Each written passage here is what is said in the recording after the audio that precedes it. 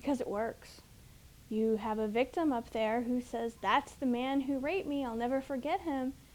And, jurors are going to believe it because we want to believe what we see is what happened. And it doesn't mean that the witness is lying. The witness, if the person is wrong, they're mistaken. And it doesn't mean that all eyewitness testimony is wrong. I think that the people who want reforms, they don't want to do away with eyewitness testimony. They just want to make it better. Well, I have a flip answer, which is because it works.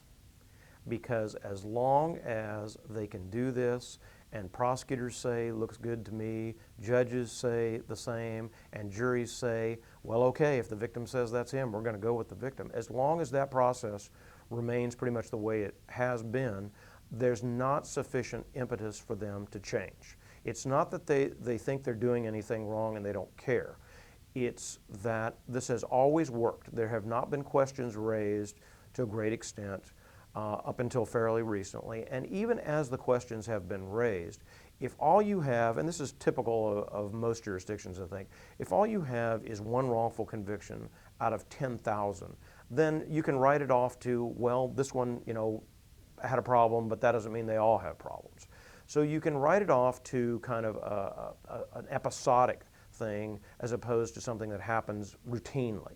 And I think that's happened a lot. Even in some of the bigger jurisdictions, they'll say things like, well, we try 10,000 murder cases a year, and we've only had a problem with one going back 25 years, so I don't think we need to jump the whole system and re-examine the whole system just because of that. What they don't look at is that the same factors that came into play in this wrongful conviction are a factor in a lot of your cases, maybe most of your cases. And just because those cases haven't come back as wrongful because there wasn't DNA or there wasn't other evidence that was presented to you, doesn't mean that you don't have a larger problem than just this one case. So they've done this because it works. They've done this because they haven't had sufficient pressure brought to bear on them to change.